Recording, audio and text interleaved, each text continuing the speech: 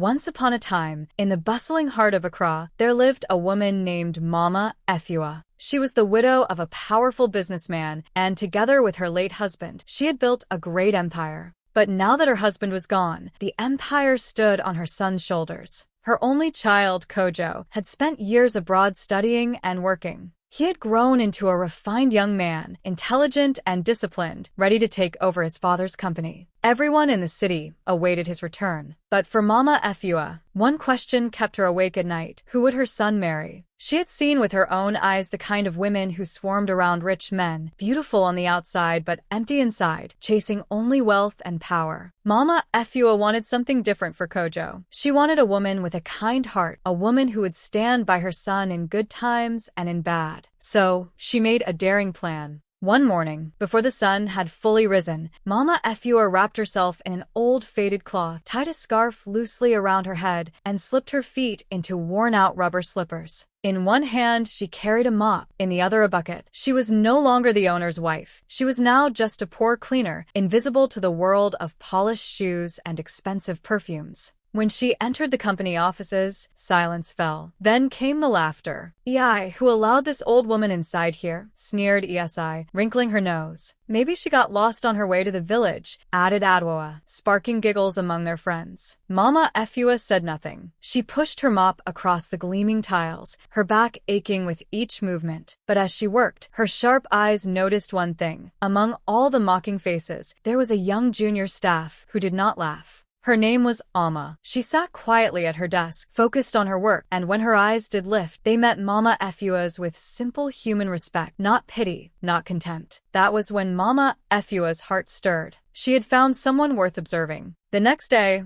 the office buzzed with activity. Perfume hung heavy in the air, heels clicked on the floors, and gossip filled the corridors. As Mama Efua bent to mop, a harsh voice rang out. "Old woman, you missed a spot." It was Adwoa, with ESI by her side, arms crossed in mock authority. "Are you deaf?" ESI sneered. Mama Efua lowered her gaze and continued her work. But suddenly, Adwoa shoved her. Her frail body toppled to the ground, her bucket spilling dirty water across the floor. Laughter exploded. "Maybe she needs a walking stick," one mocked. Mama Efua groaned, trying to push herself up. Her old clothes clung to her damp skin. Not one person moved to help, except Alma. The young woman rushed forward, her small hands steadying the old woman. "Are you all right, Mama?" Alma asked softly. For a moment, Mama Efua's throat tightened. It had been so long since anyone had called her Mama with such tenderness. She saw kindness in Alma's eyes, a kindness that no wealth could buy. The days passed and Mama Efua tested Alma in small ways. Once, she brought a bowl of hot groundnut soup with fufu and sat in the break room to eat. The rich smell filled the air. Immediately,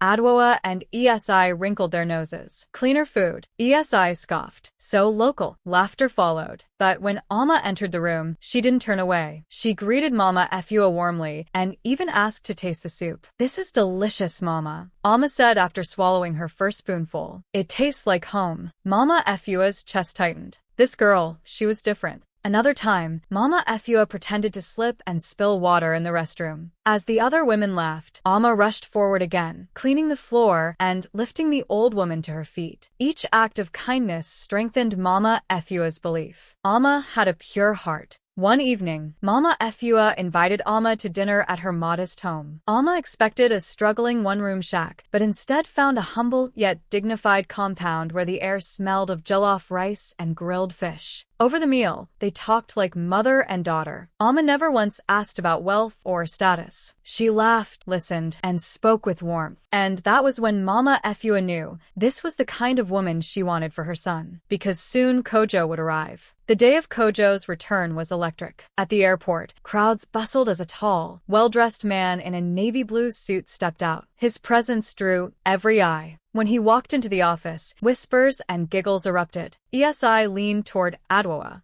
He's so handsome and rich," she whispered. Adwoa smirked. "He will notice me first." But Kojo's gaze fell not on them, but on Alma. Her quiet confidence and gentle spirit caught his attention. Their eyes met, and something unspoken passed between them. Anita's jealousy, Adwoa's here, grew like fire. Soon she schemed. She tried to bribe Alma with a thick envelope of money to leave the company. Alma refused. Then Adwoa framed her, planting evidence of theft. Police arrived at Alma's door. Handcuffs closed around her wrists. "I didn't do anything," Alma cried as neighbors whispered. Kojo's heart twisted when he heard the news. Could it be true? His mind said no, but the evidence said yes. But Alma stood firm. Tears in her eyes, she told him, "Someone is framing me, Kojo. I swear on my life." Kojo hesitated, torn, but promised to find the truth. That night, Mama Efua bailed Alma out of jail. She held her close, whispering, "My daughter, you are not alone. This storm will pass."